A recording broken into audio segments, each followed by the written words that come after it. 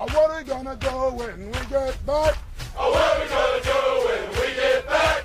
I'll take a shower and hit the rack. I'll take a shower and hit the rack. Welcome to Charlie Mike. If you're a combat veteran with an entrepreneurial bug and want to know what highly successful combat veteranpreneurs are doing to transform their sacrifice and experience to create their visual reality, then this is dedicated to your inspiring and fulfilling future. And now your host, Dwayne Perrell. No way, gotta run, beat, lots of fun. Invest in Yourself ebook is my free gift to you for listening to the show and becoming part of the CO Nation. To receive your free gift, please go to landmarklifecoaching.com. Thank you for joining us on this episode. There are so many veterans with the core strengths to become successful entrepreneurs and continue to make a huge positive impact on our country. Here we highlight the amazing successes of combat veteranpreneurs.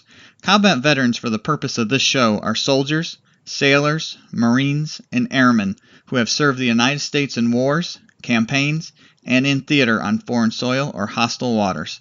Our guest today is Tom Morkes. Tom is a West Point grad, Iraq war veteran, and the founder and CEO of Insurgent Publishing, a creative advisory and consulting firm that helps entrepreneurs, founders, and CEOs grow their business through strategic, large-scale book and digital product launches. Tom's clients and projects have been featured in major mainstream media outlets, leading television networks, and top-ranked blogs and podcasts. He has consulted on books that have hit the New York Times, Wall Street Journal, USA Today, and Amazon bestseller lists. He led the marketing and promotional effort that generated over $450,000, setting a Kickstarter record for most funded nonfiction publishing project, and has done multiple six-figure course and digital product launches. All right, Tom, welcome to the show, and thank you for being our guest. Hey, thank you. It's great being here. Yeah, I'm excited to have you tell our loyal listeners all about your journey from a combat veteran to a successful entrepreneur. Before we get into your entrepreneurial experience, can you give our audience an overview of your military experience? There's West Point, and I graduated there in 2008, and then commissioned as a second lieutenant in the U.S. Army, and spent I went into transportation. So I actually, when I got to a unit, went to a Stryker brigade in Fort Lewis, Washington. I'm having to think through like all this history right now, but we went there, and then I deployed basically immediately after. Deployed with in the group that I think is considered like the last combat brigade or something like that in Iraq. So I was part of that venture. So I was there for about a year, 2009 and 10. And when we got there, I stood up our battalion's convoy security platoon. So we got a bunch of MRAPs, and we basically did all the we led all the missions to resupply our neighboring bases. We had about, five or six that we did on a routine basis. So we're usually doing I think it went about 4 to 5 missions a week, if not more sometimes. I did that, and then kind of did the rollout where everybody kind of like left Iraq at that time, right? Kind of a crazy time. And after that, ended up going into logistics as a captain. Went to a special forces unit where I was the S3 of the support battalion, and then that's where I did all the training and operations in that space, and then became the headquarters company commander before putting in my packet and deciding it's time to go build my own thing.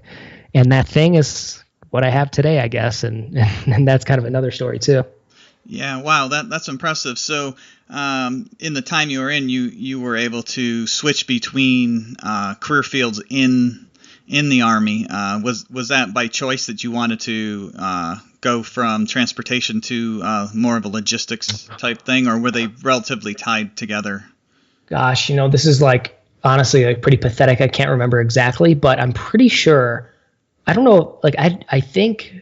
I don't know if I had a choice, to be honest with you. I think that's the natural progression, or maybe it was. I honestly don't even remember, but I think it was like transportation and a couple others. Like when you became a captain in that space, Okay. they just goes to the broader Yeah. like logistics. Yeah, that makes branch. sense. Yeah. After I started to ask you that, I thought that's where it was going to go. I was like, well, Yeah, transportation, but logistics. I it's funny. I can't even remember, honestly. Like I can't. But I don't think like you could just like I don't think I could have just been like continued as a captain like in transportation. I think I had to go and be be in that logistics branch. So yeah, it was all good. It all worked out really well. Yeah. So as you alluded to, now you are the founder of Insurgent Publishing. So what was the transition like for that when you got out? Did you get out and take, a quote unquote normal job, like, a job that existed, and then venture into entrepreneurship? Or did you go, you know what, I'm getting out and this is what I'm going to do?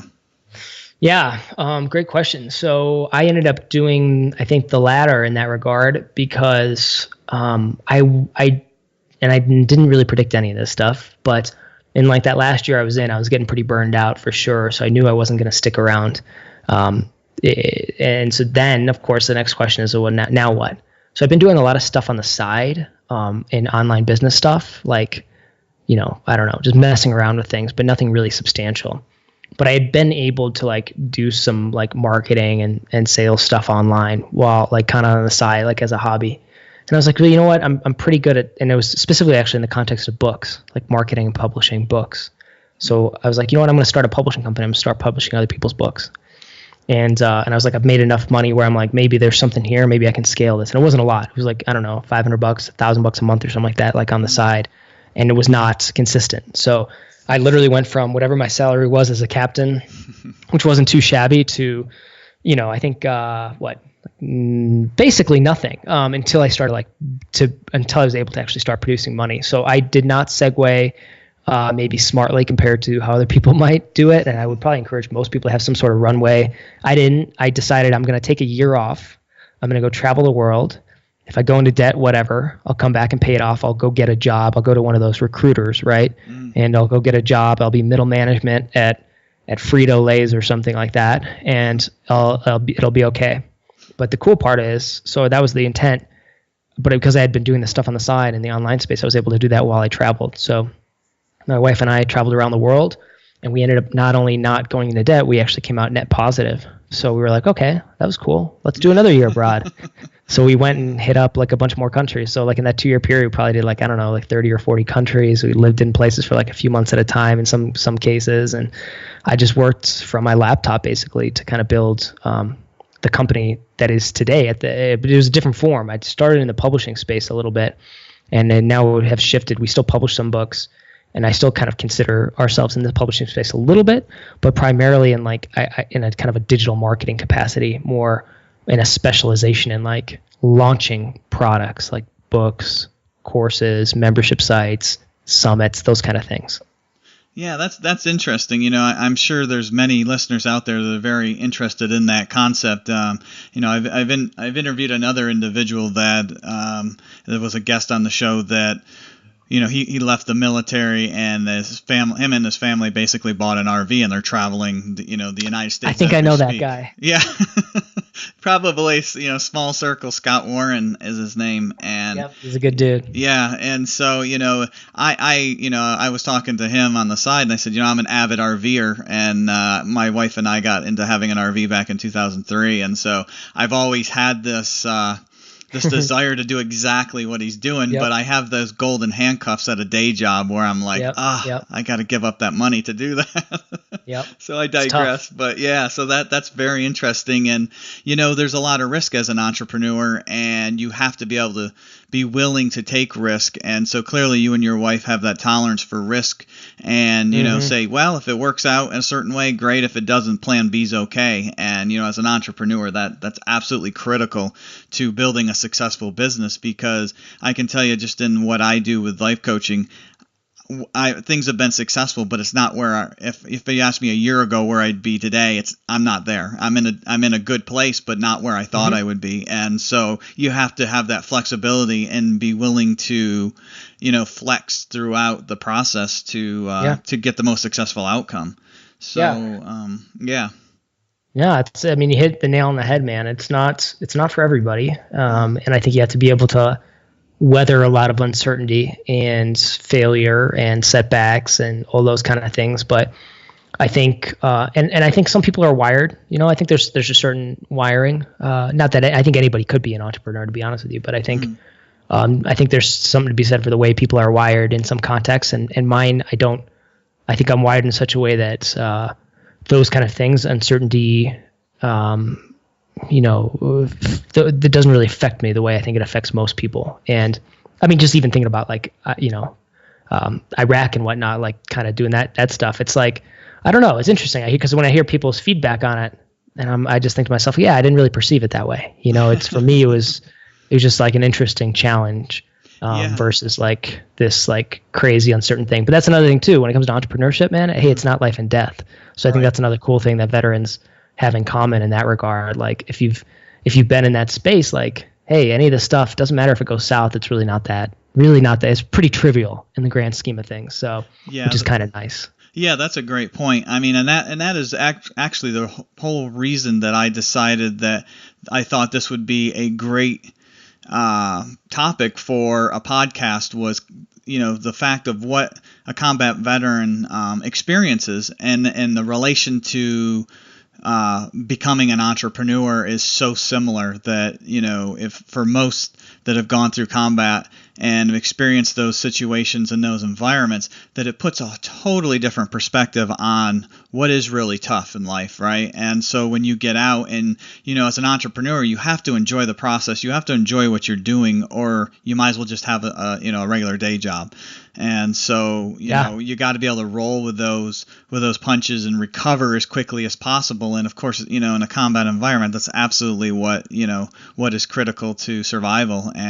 But being able to realize, I survived that. Things were uncertain. Things weren't nearly as safe as they are here now. And that's a great point. It puts things in perspective for sure. Mm-hmm.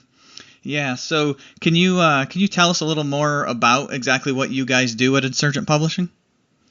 Yeah. So I probably have to come up with a better elevator pitch for this at some point in the future. I will. Pretty much entirely referral based type company. Again, we publish some books and we publish and create and sell different types of like products and stuff like that, digital products, primarily in the B2B space. But we also now the core business really is focused around kind of client-based work, specifically like what it might be defined as like brand businesses, like personal brand or even software, but where there's like a strong kind of brand component. And so typically people will come to us when they need help marketing and like generating basically like traffic and sales. And our specialty is like, again, in this context, like what we might call like a launch. So it's like this sequence of events leading up to releasing some sort of product or service or something like that. In software companies do this too. Like, so they might do an event. So we do like push all this, we want to get traffic to this event, get people signing up, get people then purchasing access to this software. So a lot of it is very much B2B. So our specialty, we work with clients in that capacity. So we're doing like this launch management, we do affiliate management, we do paid advertising, we do some copywriting, and we really we're kind of like a team that you can, like if somebody wants to outsource their like marketing and sales, like we can kind of come in and do that in this space that we're in.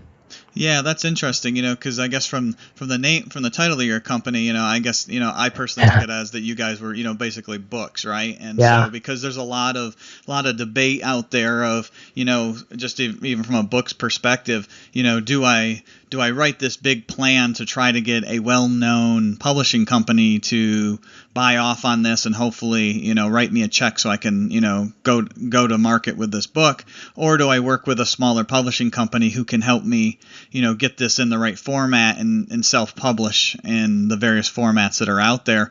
And I tell you, there's a lot of good books that have been self-published that had they held back and, not ever gotten picked up by a well-known publisher, it would have been a shame for that material not to be released out for, consumption. And so, it's a tough market.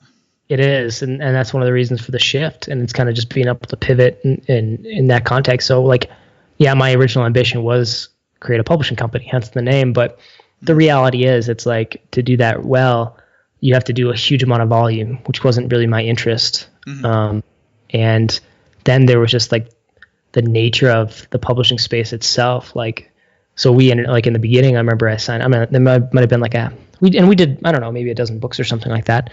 But like we might have had like a half dozen signed at one time or a dozen signed at one time, and about half of them just dropped off the face of the planet. So it's like, I'm a small company. I'm trying to grow here. I'm not going to go after somebody, but it's like, it's tough because we put our money and time into these projects, and then for them to just never come to fruition is really painful. So I was like, I got to figure something else out besides this. Like we can maybe do this on the side, but we have to have different. And I didn't want to become one of those kind of like hybrid publishers where it's like, pay me, 10, 15, 20, 30 grand or whatever, and I'll publish your book or something like that. I don't know. There's nothing wrong with that business model. It just wasn't something I was like very interested in doing really at all. Like if I want to be in that industry, it was for the creation aspect of it. It was the creative control. It was the ability to kind of like create really cool books and to own that process. So then when I realized like the nature of that is actually really, really difficult unless you're doing high volume. That's why it was like the shift. Well, hey, there's a lot of people out there who didn't necessarily want to be published by us, but and that's kind of where we got our start in the marketing and sales piece was working with some authors who were like, I don't really want to publish through you, but could you help market and sell this book? So I just kind of went with the flow, and then after a bunch of successful ones in the book space, we had our really, really big one, and we did about close to $500,000 on Kickstarter, and that was pretty good because that's pretty, those numbers and figures are right out there for people to see. So it was good referral thing for that, and then people start coming to us for other things. So it's like, well, can you do, these other types of launches, these other types of things? Does it have to be a book? And the answer was no, because like fundamentally, like, launching a book is probably the hardest thing you can do, and then everything else is pretty easy compared to that. So it was a natural kind of progression here, but it was just kind of going with the flow too, and realizing where their opportunity is immediately and kind of down the road where I want to get to, and just making that choice to say, this publishing stuff, actual publishing of books and things like that probably is going to take a backseat to some of this other stuff. Yeah, that's a great point. I mean, I think as an entrepreneur, people really have to be aware that, of the market and their desires too as an owner, that, you're going to pivot multiple times in the process of owning a company, and you need to do that, because if you get stuck in one area, well, this is what we started with, this is why we were doing it originally, you're not going to survive in the market. And so that is a really good point for our listeners to hear, that it's okay to pivot, and it's actually smart to pivot, so that you can and you'll find new exciting things. It keeps you as an entrepreneur / owner engaged. You're like, okay, this has been good, we've got great experience, now let's take that and leverage that into another very similar type of area that will be just as important and lucrative for the business. Yeah, exactly. Yeah. All right. So we're going to go ahead and take a quick commercial break. And when we come back, I want to talk to Tom about some of the core strengths that he feels he developed while he was in the military that have really helped him as an entrepreneur. So we'll be right back. Landmark Life Coaching's vision is to be the nation's premier coaching partner for inspiring and empowering those in transition. They partner with courageous groundbreakers and transitioning veterans to create fulfilling and empowering futures that they desire. They have partnered with various entrepreneurs and transitioning veterans to leverage their core strengths and implement the framework for the future they always dreamed of. Could you or anyone you know benefit from a success partner to bring clarity to your future or their future? If so, please check out landmarklifecoaching.com for more information and charliemikepodcast.com for the Charlie Mike Podcast, showcasing the successes of combat veteranpreneurs.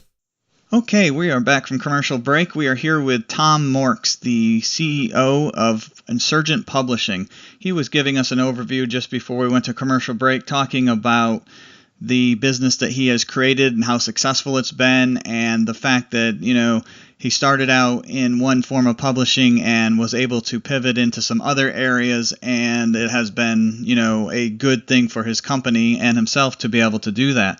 So one thing, Tom, that I always ask our guests is, what core strengths from your military time do you feel you developed then that have served you so well as an entrepreneur, and you think other entrepreneurs should be aware of? Yeah, I think probably one of the core thing was that maybe in my case, like I didn't realize I was getting this, but like the opportunity to be able to manage people and lead people in some sort of capacity, but just the logistics really behind that, and figure out like ways, and especially in the environments that we were in, right? So I think the ability at a young age, because I was 20 when I was 20 years old, and thinking about that is kind of crazy. I was 20 years old when I was a platoon leader in Iraq. So you think about that, you're like, probably most 20-year-olds don't do that. That my Tuesday was a very different Tuesday than the average. I'm sorry. I was 20. I was 20. I got that wrong. I was 20. I was 22 and I was turning 23. That was it. So still really young though. And just thinking about that is kind of crazy to me. So you realize like at a young age, yeah, and lives and things like that. So I think that the exposure to that was really, really important. And it's kind of there's no direct correlation, unfortunately, to like what I do at all.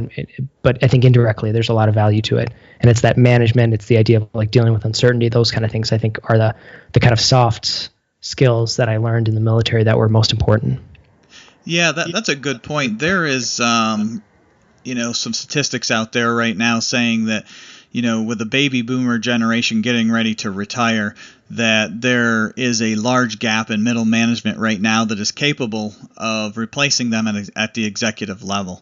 And my belief is that there's a lot of veterans that have that capability to be successful middle managers and leaders of companies and are able to step up to that role. And I think, it behooves us to educate the industry that veterans are the ones that will fill that gap. And, I was on one of my episodes, and the individual brought up that his dad had made the statement that we are seeing over the wars in Iraq and Afghanistan, we are seeing the birth of the next great generation, right? And I it kind of stopped me in my tracks when he said that, because I'd never thought of it that way. But when you think back over history, we are actually in that cycle that would absolutely be possible. And given the level of wars, our last quote unquote greatest generations came from the world wars, and they were almost back to back. And so I think that is an amazing point that he brought up. And so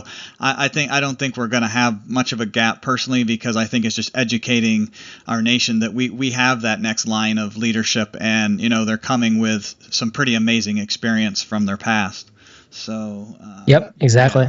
Yeah, so I think leadership is one of the significant core strengths that the veterans come out of the military with, and it's absolutely translatable. Because one of the things when I coach veterans is I try to take them away from worrying about translating technical skills, that they have core strengths that are unmatched in the civilian sector. I mean, I was in the military for 8 years, and I transitioned out in '98, and I've been in corporate environment since then. And so about 8 years ago, I made it into into an executive position.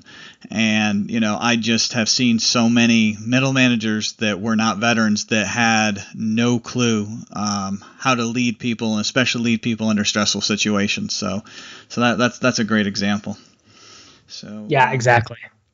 Yeah, so at this time, I'd like to go into our In the Zone segment. This is where we all love when we hit that sweet spot, or we get that feeling that we're doing what we are meant to do, or where we are meant to be. So let me ask you, Tom, what was that point where you knew being an entrepreneur was meant for you?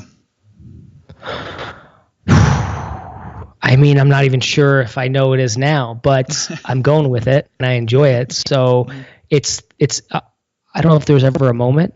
I don't know if there ever will be a moment like, oh yeah, I'm totally doing what I should be doing. I don't quite get that. I think maybe, again, some people maybe are wired that way, or that's how that like life makes more sense to them that way. For me, I've always had a compulsion to do other kind of like creative things. And I've always had a desire to be able to like produce value, and entrepreneurship is producing value either from scratch or where little profit, producing profit basically, right? Producing value and producing profit. And I think that's really interesting. I've always been compelled by that, and always thought to myself, I wonder, if I can be employed and I can provide value to some sort of organization, surely I can create some sort of value and create some sort of profit on my own. And that was ultimately the challenge for me, the challenge that kind of drove me and what kept me interested in it. So that's been there for a long time. but I don't know if there's ever been a moment where I'm like, yeah, I'm an entrepreneur. Right. If that makes sense. No, totally. Yeah. I mean, it's different for everybody. And I think that's a great point. You know, it's there's obviously something there because you keep going and you're comfortable with it and you know, obviously love what you do. And so, you know, so that makes a big difference because I can tell you there's a lot of talk, a lot of, you know, kind of two sides of the story with employee engagement these days. When you're in a corporate environment, the statistics is really, really high. I can't remember the exact number, but it's like in the above 80%. They say of common, you know, average employee is not engaged in their day-to-day work. That's to me is a rough life, right? If you're doing something every day that you are not engaged in and that you don't really know or feel that you have control of the direction, then to me that's disturbing. I mean, I love the idea of entrepreneurship and being able to say, you know what, I may not make $1 million, but I'll make a future that I enjoy. And so I think that's, you know, a lot of value that comes out of being an entrepreneur. And like you said, being able to add value to those that you serve on top of that is rewarding. Yeah, big time. And it's interesting in the engagement piece there, but I think about like my employees. I'm like, they're on the opposite end of the spectrum. Then they're part of that 20%, right? Being fully engaged, right? They don't have a choice, you know what I mean? Or they do have a choice, and the choice is to work at the company and be that engaged. But that's just kind of the nature of what the operation we run, and otherwise they wouldn't last. You know, it's kind of interesting to think about that. Like, but also I don't have a big organization. I'm talking, 5 employees or something like that. So it's a team size element. It's easier for me, and I'm an owner operator in that capacity. So, I've thought about how it would go if he scaled. I haven't really crossed that bridge yet, but it's interesting to think about that. Like I'm like, and every now and then I'll tell you what, every now and then I do think to myself, like, especially when things get super stressful or there's like really big challenge, or it's just a lot all at once. I do think how nice it would be to be able to just walk away and be brainless at a job for like a second, but then that goes away. So it's just, again, it just kind of, I think, depends what kind of person you are, what you, what keeps you moving. And I know on that side of things, like entrepreneurship, or the idea of entrepreneurship is fun, and that's why I keep doing it. Yeah, absolutely. That's a good point because, even like, my, being in a corporate setting during the day, there's days that it's so crazy and hectic that I'm like, I'd like to just be an average employee that shows up, does my job, and goes home. Yeah. But then at the end of the day, I'm like, no, I don't. No, I exactly. don't. That's why I'm in leadership, because I enjoy having, a say in where we're going. I enjoy helping grow other people that work with me and things like that. And if I was the average employee, I would be back to being frustrated like I used to be. Yeah, and so, exactly. Definitely. But I see it on the entrepreneur side too, as you try to grow your business, it's like, okay, I am working so hard. Why does this not seem like it's going as quickly as I hope, or why is this not growing the way I thought? And, for me, it's always just slowing down and trusting that the process is working, because it always does for me. It always works. And I just, tend to get ahead of myself, start living in my head. And so once I get out of that dangerous place, I realize, oh, this is actually really good. So, so that's a great point. That's it, man. You hit the nail on the head. Yeah. No, go ahead. I didn't mean to cut you off. Oh, no, I was just going to say that you really hit the nail on the head. You articulated it the right way. I mean, that's exactly it. I couldn't add any more to it, honestly. Yeah. Yeah. So you were saying you're not sure what your next major milestone for growing what you guys are doing, or do you have, kind of, here's kind of where we want to step next? I mean, yeah, it's interesting. Like I keep doing what we're doing, and so just do that better and bigger. So that's the plan right now. And then I always, again, the negative side effect of I think some people who in the space, that shiny object syndrome, or whatever you call it. Yeah. That's a challenge for me. But so I always am testing out new things. Most of them fail, but the idea is that if one hits, then that's awesome. So things like, I'm sure at some point in the future we'll be getting into software. I don't know what capacity, but it's something that's like very interesting to me. But for right now, it's just like running a really well-oiled machine that's really good for the clients that we serve, and then just doing a better and better job this year and doing bigger and bigger launches. and then we'll see. I figure if I keep doing that, kind of one foot in front of the other, it just sets us apart in the industry because nobody else really has this kind of like really somewhat bizarre niche expertise, right? And I'm so far beyond so many people in the space that it's like, I guess in that regard, it's kind of interesting. Like, and I just think to myself, like, where do we go from here? I don't know yet. But I know that it sets me up for upside down the road. And I don't need to necessarily know what it's going to be. I just got to keep doing what I'm doing. And I'm sure that answer will present itself when the time comes. Yeah, that's a great point. It's just being having your eyes open to the opportunities, right? And because sometimes, sometimes I think a lot of times the best laid plans don't actually come to fruition anyway. And so not having this rigid business plan that says, okay, we're going to follow this strategic vision to the T and, try to get there the best we can, because you start missing these other opportunities that were potentially better or more interesting or more engaging, and it adds a level of excitement, right? You know something good's coming. You don't know what it is, but you know it's there, and so that motivates you to work through these tough times when things aren't going as smooth or less stressful as they could be. So that's great. All right, exactly. Yeah. All right, Tom, so this has been an amazing conversation. As we're running out of time here, I'd like to give you an opportunity to let our listeners know how they can get in contact with you or learn more about your business. Yeah, I would just go to just TOMMORKES.com. That's my website where you'll find out everything I'm doing. And if you sign up for my newsletter, my email list, I email pretty irregularly, but usually I try to do about a week. That doesn't always happen. But I'll give you kind of what I'm using in the marketing space, like either books I'm reading or ideas that are kind of working in the marketing and sales space online. So if you're interested in those kind of things, it's a pretty good place to go. And yeah, from there, I'll share like some of the projects I'm working on. But yeah, that's really the cornerstone of it. And like I said, go there, sign up for the list. And if you have any questions, if you sign up for my list and you hit reply to one of my emails, I will read it for sure. And I've actually made it something that assuming that I can't answer, I reply to all my emails any time somebody sends an email, which is becoming more and more difficult and may not be the case in the future. But if you're a veteran, for sure, definitely reach out and just let me know that, and I'd be happy to help where I can. Outstanding. Well, thank you again for being on the show, and most importantly, thank you for your service to our country. Yeah, thank you. Remember, loyal listeners, we are the home of the free because of the brave. Thank you for tuning in to Charlie Mike Podcast with Dwayne Perro. Our objective is to bring successful veteranpreneurs to help inspire and provide insight into what helped them become successful, with the hopes you can take away various strategies you can implement in your entrepreneurial journey. Visit us on iTunes, leave us a rating and review, and let us know what you thought of the show. Thank you for tuning in, and we'll see you next time. Hoorah!